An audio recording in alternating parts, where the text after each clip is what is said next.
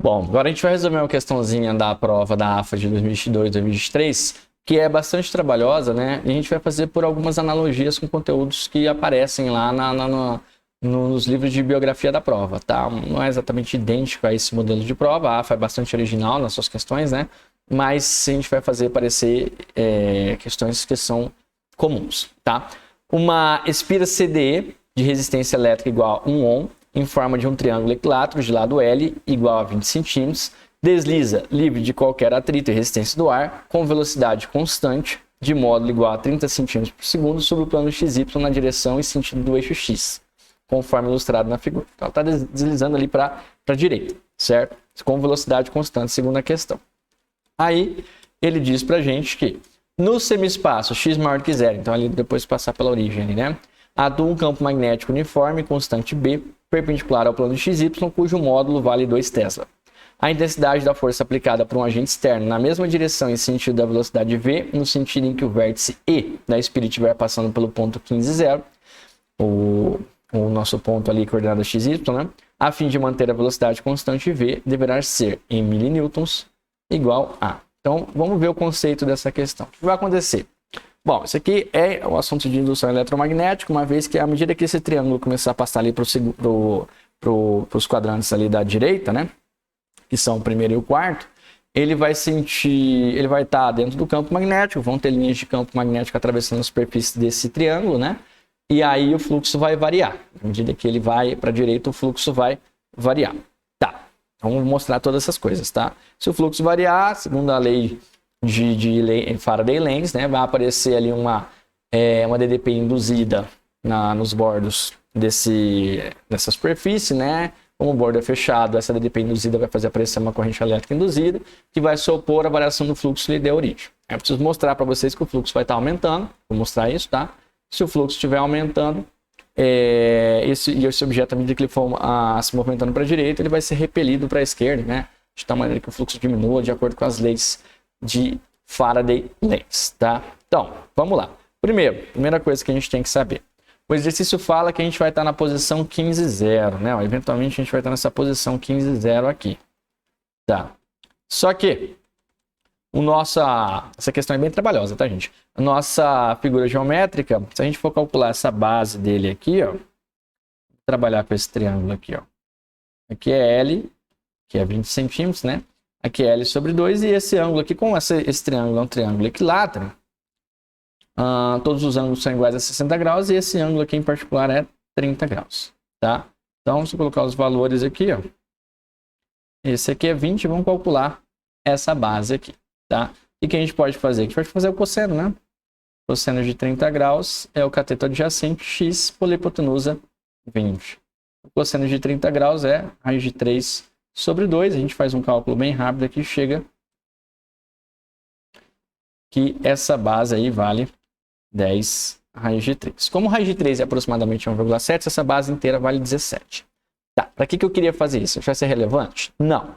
É só para mostrar para vocês que no ponto que o exercício falou, que é o ponto 15, 0, a gente vai ter essa configuração aqui, gente, ó. Esse objeto vai estar indo para lá, mas ele ainda não entrou inteiro naqueles quadrantes ali da direita, tá? Ele está indo.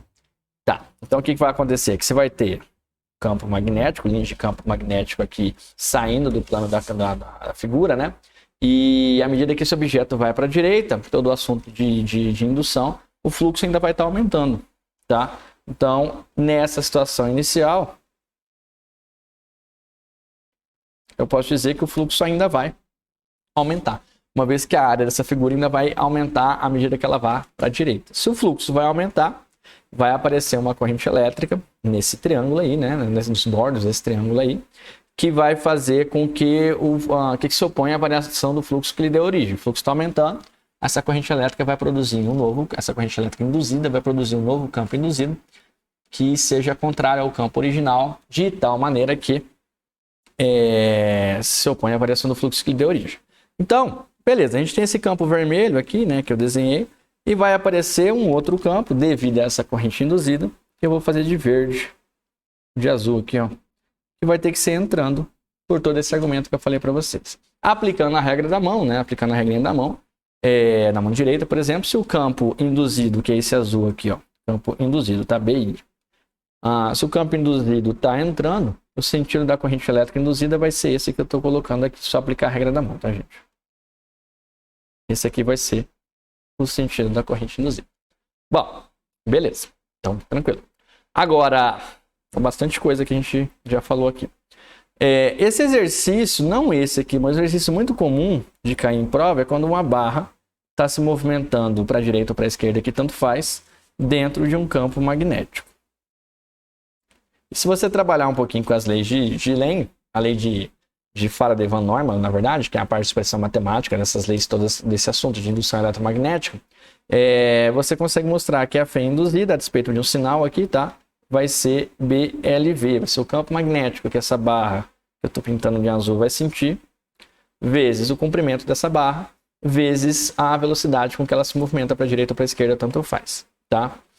Você tem que trabalhar um pouquinho com isso. Aqui a gente não tem exatamente isso, se você parar para pensar. Mas eu posso pensar que essa barra aqui, ela está se movimentando, né, perpendicularmente à velocidade. A velocidade vai para cá e a barra está aqui, num ângulo de 90 graus com a velocidade. Se eu pensar dessa maneira, eu consigo trabalhar com essa expressão matemática. Eu vou fazer isso, tá? Mas eu tenho que pensar, quem seria o L aqui? Para fazer um paralelo com esse exercício.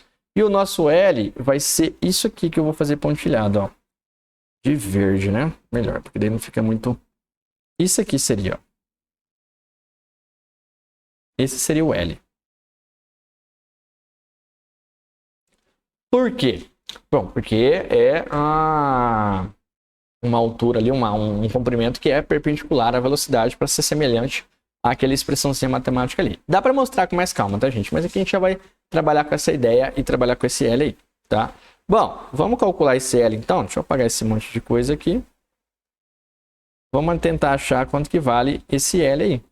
E aí, gente, olha só, eu vou pegar só a parte desse triângulo aqui, ó. Eu quero o dobro disso, tá? Vou chamar isso aqui de L. L sobre 2 é ruim, né? Uma de X, vai. Certo? Aqui eu sei que é um ângulo de 30 graus. E eu sei que essa base vale 15, né? Dos dados que o exercício falou para mim. Aí, se eu trabalhar um pouquinho com tangente, que a tangente de 30 vai ser cateto oposto sobre cateto adjacente, tangente de 30 é raiz de 3 sobre 3. Aí, fatora aqui. A gente chega que o x é 5 raiz de 3. E se o x é 5 raiz de 3, essa projeção toda verde que eu pintei aqui, ó, vai ser 10 raiz de 3. Então, esse comprimentozinho aqui é 10 raiz de 3 centímetros. Bora lá? Então, a fé induzida vai ser, tem um menos aqui, mas é só a parte matemática mesmo, né? O campo, que é 2 Tesla. O comprimento, que é 10 raiz de 3 dividido por 100, para passar para metro, tá? Sistema internacional. E a velocidade foi dada aqui, né? 30 centímetros por segundo, ou seja, 30 dividido também por 100, para passar para o sistema internacional, tá? Aí corta. A gente vai ficar aqui, a DDP é 6 raiz de 3 sobre 100. Deixa isso guardado. Tá. Aí, se a gente tem a DDP, a gente pode calcular a corrente induzida, né? A expressãozinha lá de resistência é a tensão pela corrente, né? O RUI. Só que aqui no caso, induzida. Aqui o I ou EI dá na mesma, tá, gente? Bom, o R vale 1. A tensão induzida acabamos de achar como 6 raiz de 3 sobre 100. Vamos achar a corrente. Então, a corrente induzida também vai ser 6 raiz de 3 sobre 100 amperes. Enquanto que aqui era volts. Tá, fechou. Um monte de cálculo. Tudo para a gente descobrir que essa corrente azulzinha que está circulando aqui no sentido horário, no triângulo vermelho, é 6 raiz de 3 sobre 100 amperes. Tá, Fernando, e daí? A questão pediu para a gente calcular a força magnética. Isso. Por quê? A força magnética sobre cada um dos pedaços desse fio, né? Eu posso pensar dessa maneira. Vou salvar os dados. descobri que a corrente induzida é 6 raiz de 3 sobre 100 amperes, né? O que mais de dados que eu preciso? O fluxo estava aumentando. Vamos ver. Acho que tá bom. Isso.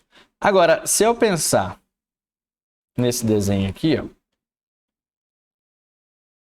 Vamos dizer, esse aqui é o campo que já estava lá, ó. E isso daqui é o triângulo que está entrando lá. Se movimentando com a velocidade ali para o eixo positivo x. Se a gente pensar, se eu falar que esse aqui é o lado 1 do fio, o lado 2 do fio, o lado 3 do fio, desse triângulo, esse lado 1 aqui não tem força magnética, uma vez que não está dentro do campo magnético. Tá? Então, isso só vai ter força magnética sobre o lado 2 e o lado 3. E só sobre esse pedaço que eu estou pintando em verde aqui, ó. Então, vamos calcular isso também. De novo, calcular esse triângulo aqui, esse lado aqui que eu vou chamar de y. Essa base vale 15 e aqui vale 30 graus. Trabalhar agora com cosseno também, né? Cosseno de 30, raiz de 3 sobre 2 é igual ao cateto adjacente 15 sobre a hipotenusa, que é y, que eu quero achar. Então vai ficar raiz de 3 vezes y igual a 30. Y igual a 30 sobre raiz de 3, que racionalizando vai dar 10 raiz de 3. Então, esse pedaço, vou pintar de outra cor, hein? Esse pedaço aqui vai estar sob a ação de uma força magnética. Tá? Essa força magnética sobre um fio nada mais é do que β, seno de θ. O campo magnético é 2. A corrente a gente já sabe que vale 6 raiz de 3 sobre 100. E o comprimento desse fio que está imerso no campo magnético, a gente acabou de achar aqui que é o y.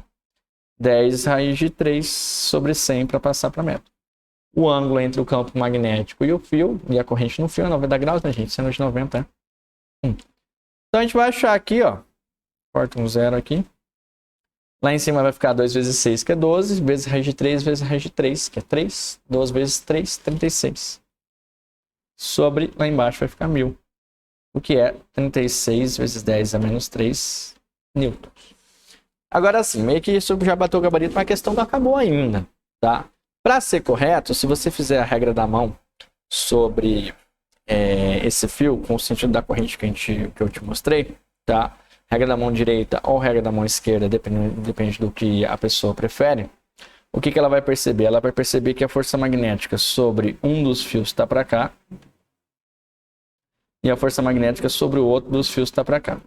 Ambos os casos, ela vale 36 vezes 10 a menos 3. E o ângulo entre essas duas forças magnéticas é 120 graus. Então, você ainda deveria achar a resultante dessas duas forças magnéticas, uma sobre o fio 2, outra sobre o fio 3. Tá? Aqui eu vou ser mais breve, né? Como as duas forças são iguais e o ângulo entre elas é 120, convido vocês a fazer o cálculo da lei dos cossenos para mostrar que a força resultante também vai ser igual a cada uma dessas forças. Tá? Então, a força magnética resultante sobre esse fio como um todo também vai ser 36 vezes 10 a menos 3 newton. Como o exercício queria a resposta em millinewton, isso é 36 millinewton. Tá? Então, teria que fazer ainda a resultante das forças aqui. Ficou horrível isso, né? A resultante das forças aqui, pela lei dos cossenos. Mas fazendo isso, você também chega na força magnética resultante, igual a 36 vezes millinewtons. 36 vezes 10 menos 3 newtons, tá? E o gabarito dessa questão, finalmente, depois desse trabalho todo que a gente teve, é de 36 vezes mn, ou seja, a letra D, para essa questãozinha da AF.